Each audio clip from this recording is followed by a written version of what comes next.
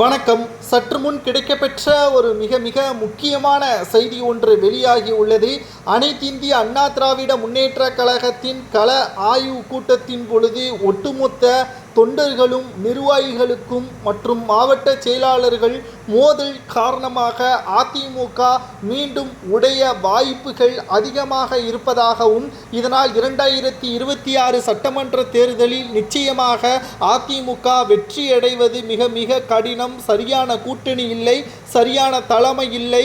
மதுரை, திருநெல்வேலி, கும்பகோணம் ஒட்டுமொத்த மாவட்டங்களிலும் அதிமுக கவலைக்கிடமாக இருப்பது இதன் மூலமாக தெரிய வருகிறது. ஒரு பக்கம் செல்லூர் ராஜு, ஆர்பி உதயகுமார், தங்கமணி, வேலுமணி இவர்கள் பிரிவின் காரணமாகவும், மறுபக்கம் எடப்பாடி பழனிசாமி அவர்கள் தனியாக அனைத்து மாவட்ட செயலாளர்களையும் அழைத்து பேசிய பொழுதும் எடப்பாடியே பொதுச் செயலாளர் பதவியில் இருப்பதன் காரணமாக அவரை மதிக்கவில்லை. மேலும் சரியான பாதையில் அதிமுக தற்பொழுது வரை செல்லவில்லை. கிட்டத்தட்ட 2024 மட்டும் புதிய உறுப்பினர்களின் எண்ணிக்கை வெறும் 20,000 தான். 18 வயது பூர்த்தியானவர்கள் அதிமுகவில் இணைந்தது வெறும் 20,000 தான் என்ற செய்தி இதுவரை அதிமுகவில் பதிவான கிடையவே இல்லை என்ற தகவல்களையும் நம்மால் பார்க்க முடிகிறது. அதிமுகவில் உட்கட்சி மோதலின் காரணமாக மிகப்பெரிய அளவிலான பாதிப்பு 2026க்கு பிறகு ஒட்டுமொத்த மாவட்ட செயலாளர்களும் சரிவை நோக்குவார்கள். எம்எல்ஏக்கள் பதவி இழக்கக்கூடிய வாய்ப்பு உருவாகும்.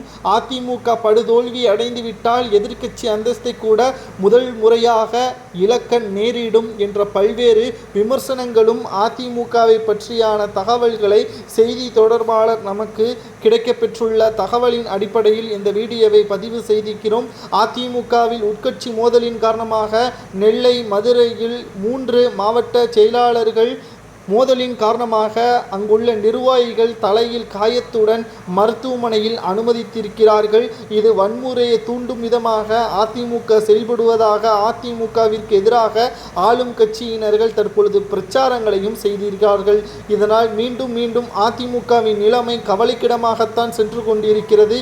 மீண்டும் அதிமுக புத்துணர்ச்சி பெற வேண்டும் என்றால் ஒரே தலைமையின் கீழ் ஒற்றுமையுடன் அனைவரும் ஒன்றிணைந்து செயல்பட்டால் மட்டும்தான் 2026 ஆட்சியை கைப்பற்ற முடியும்.